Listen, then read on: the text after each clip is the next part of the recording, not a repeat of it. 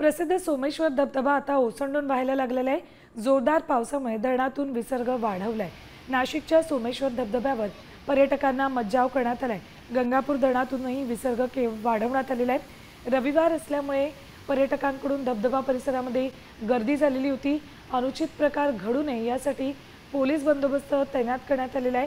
स्थानिक पोलिसांचं गृहरक्षक दलाचे जवानही तैनात करण्यात आलेले आहेत।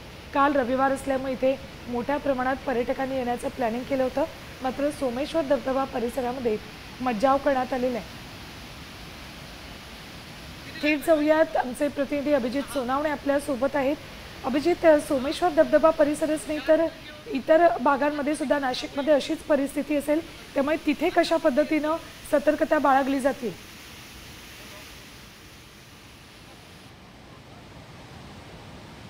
सुवर्णा, गंगापूर धरणातून पाण्याचा विसर्ग वाढवण्यात आलेला आहे, त्यामुळे सोमेश्वर धबधबा पुन्हा एकदा खळाळून सध्या वाहू लागलेला आहे। या ठिकाणी या दृश्यांमध्ये जर आपण बघितलं तर सोमेश्वर धबधब्याचं हे अक्राळ विक्राळ रौद्र स्वरूप आपल्याला सध्या बघायला मिळतंय, कारण गोदावरी नदी पात्रामधल्या उंच कातळावरून अतिशय वेगानं हे पाणी खाली कोसळतंय आणि अगदी या सगळ्या परिसरामध्ये आपण बघितलं तर या धबधब्याकडे जरी काही वेळ आपण बघितलं तरी देखील चक्कर यावी अशा पद्धतीची परिस्थिती, त्यामुळे या सगळ्या परिसरामध्ये आता पर्यटकांना मज्जाव करण्यात आलेला आहे आणि या ठिकाणी आता सुरक्षा रक्षकांची नेमणूक धबधब्याच्या परिसरामध्ये केली जाते, कारण दरवर्षी सोमेश्वर धबधबा प्रवाहित झाल्यानंतर पर्यटकांची मोठी गर्दी होते आणि या ठिकाणी स्टंटबाजीचे हुल्लडबाजीचे देखील प्रकार मोठ्या प्रमाणात घडतात, दुर्घटना देखील होऊ शकते आणि त्यामुळे यंदा आता प्रशासनाकडून या सगळ्या परिसरामध्ये मज्जाव करण्यात आलेला आहे पर्यटकांना आणि कुठलीही दुर्घटना घडू नये यासाठी पुरेपूर खबरदारी आणि काळजी सध्या प्रशासनाकडून या सगळ्या परिसरामध्ये घेतली जाते। मात्र दुरून पर्यटकांना या धबधब्याचा आनंद पर्यटकांनी लुटावा अशा पद्धतीचं आवाहन प्रशासनाकडून करण्यात आलं आहे। अभिजित, धन्यवाद संपूर्ण माहितीसाठी।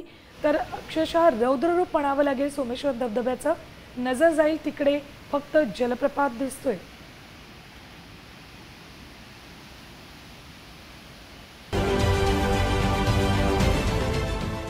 देश विदेशातील प्रत्येक घडामोडींचे लाईव्ह अपडेट मिळवण्यासाठी आता साम टीव्हीच्या सर्व सोशल मीडिया प्लॅटफॉर्मला लाईक, फॉलो आणि सबस्क्राईब करा।